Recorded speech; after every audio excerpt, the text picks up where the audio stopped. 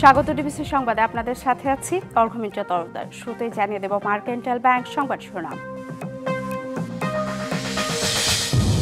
বাংলাদেশকে সব রকম সহযোগিতার আশ্বাস চীনা প্রেসিডেন্টের। বিনিয়োগ সম্ভাবনার পাশাপাশি ডক্টর ইউনূসের এই সফর ভূরাজনৈতিকভাবে গুরুত্বপূর্ণ।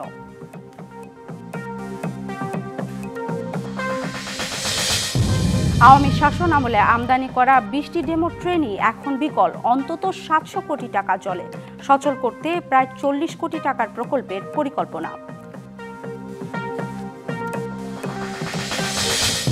উড়াল সড়ক ও সেতুতে অকার্যকর স্বয়ংক্রিয় টোল আদায় ব্যবস্থা। চাপ বাড়লে সম্ভব হবে না সামাল দেয়া।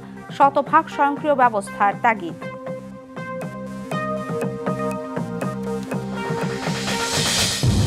এবং শক্তিশালী ভূমিকম্পে ব্যাংককে মৃতের সংখ্যা দাঁড়িয়ে 9 জনে, আর মায়ানমারে নিহত হয়েছেন অন্তত 144 জন। এখনও নিখোঁজ রয়েছে কয়েকশো। হতাহতের সংখ্যা আরও বাড়তে পারে বলে আশঙ্কা করা হচ্ছে।